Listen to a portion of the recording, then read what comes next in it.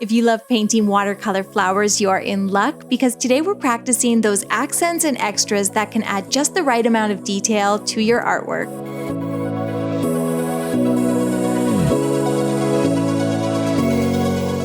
Hi guys, what's up? My name is Shayda and today we are painting some watercolors. We're gonna do some watercolor painting together. So grab your paints and paint along. And before we get started, I just wanted to mention that tomorrow, on the first weekend of the month, I give a bonus tutorial on Patreon. And we've been doing that for over 2 years now. So there's about 30 extra tutorials there. I know we're all a little like content hungry right now. So you might wanna check out that this weekend. All of the bonus content is available on our Patreon site. And tomorrow we're painting cherry blossoms. That's a viewer request. So yeah, okay, let's get started. Grab those paints and join me. So we're gonna jump right into painting today, and I encourage you to use any supplies that you have on hand. I'm using hot pressed 140 pound paper from Arches, and then my Munyo 48 pan watercolor set, and a #1 pointed round synthetic brush. And I will link all of that stuff in the video description. And the first leaf, I'm just gonna get a little paint here on my brush, blot it, and then we'll start with a simple curving line. Now, if you're a fan of the channel, you've definitely seen me paint this before. It's a great way to fill space and add some tiny detail to a piece. You're just going to do these thin branches with the very tip of your brush, and then you'll kind of drag the belly of the brush just ever so slightly across the page. Just kind of let it flop onto the paper once or twice. I'm doing 2 tiny little brush strokes for each leaf, and you let these little delicate shapes emerge, and it's a great way to practice your brushwork. You can keep going, add as many little stems as you like, and that's the first little leaf that we're gonna do. The next one that we're going to paint is also great because it could be a leaf, it could be a berry, a flower. We're starting with a dusty pink, and you can see I do about 2 brush strokes to form an oval or a heart shape. All of these little berries are very loose, and each one is a little bit different. They're different sizes. Then I'm taking a different color. For me, it's brown, and I'm just going to use that brown to join all of these pink shapes together. So you can see it could be a berry, it could be a bud. I'll finish that up. And just a reminder that my watercolor e-course is still on sale. We put it on sale during COVID while everyone's home. So if you're looking for something to do or something to learn, check it out. Next, I'm mixing a little bit of magenta with brown. I always like mixing browns into my pinks and purples to kind of mute them a little bit. We'll come over to the page and start with a line, use the tip of that pointed round brush, and then again, you're using the belly of that tiny pointed round brush to do these little leaves, either 1 brush stroke or 2.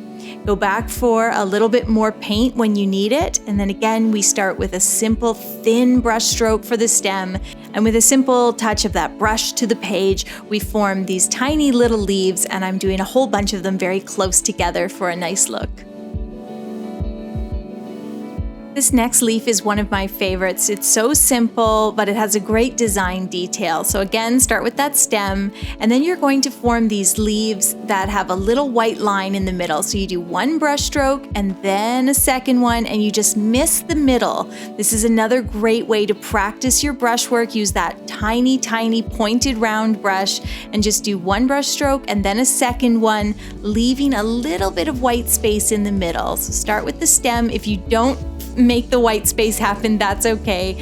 But it's a great practice piece, and it looks so pretty with that simple detail in the middle.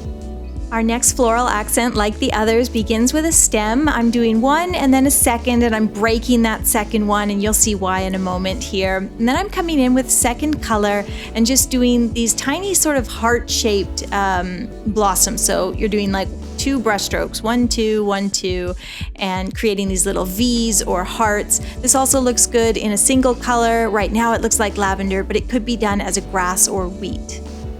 Next, we have a tiny finishing accent that can be done in just about any color to complement your floral watercolor paintings.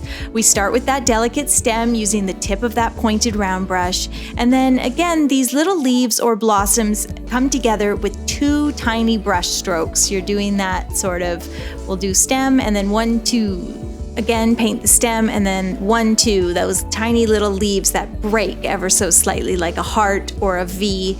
And it's just this beautiful, delicate sort of shape. As I said, you could do this in any color. It doesn't have to look like a leaf. It could look like a little spray of a tiny flower or something like that.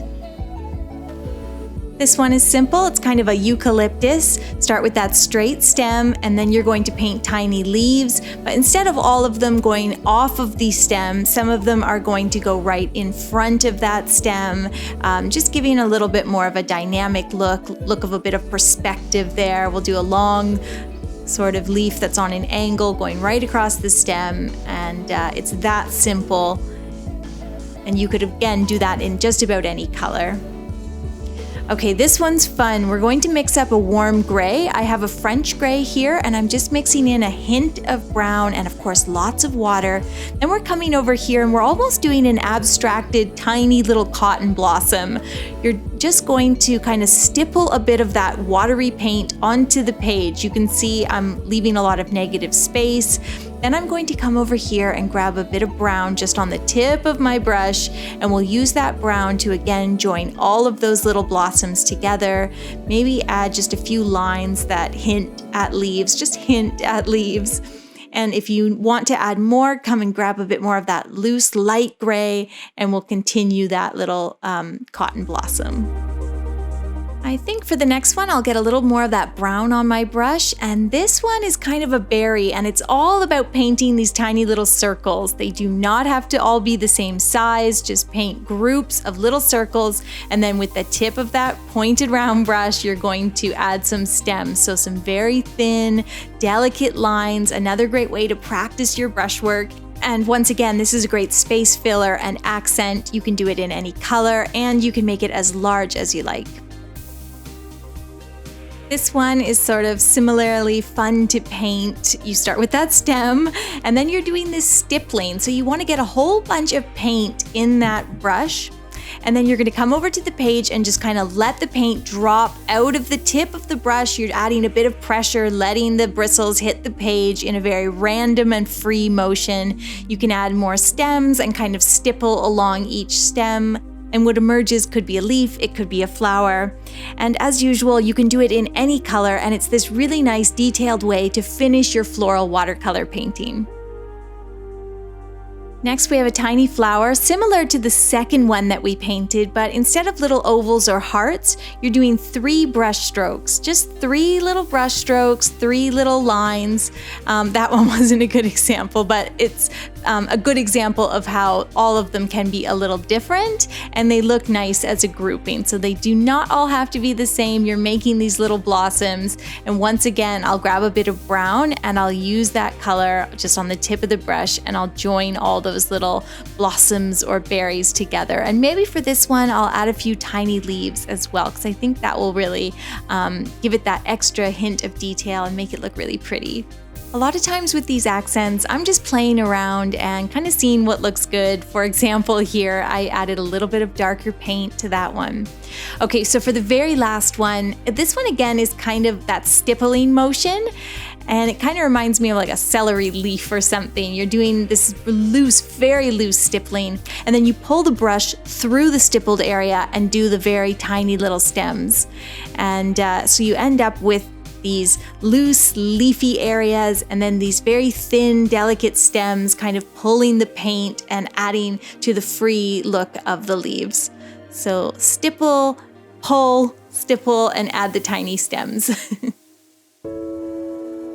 Okay, that's about it for my floral accents. I had a lot of fun coming up with these, and I think it's because just about anything can accent a floral watercolor, whether it's a tiny leaf or a larger leaf or a berry or a cotton blossom. So play around, have fun, practice your brush strokes, and get really free with your colors, and I think you'll have a lot of fun coming up with some floral accents of your own. This would look great as a nice practice piece in your sketchbook, and you can refer back to it anytime you need to add some extra detail to your watercolor paintings.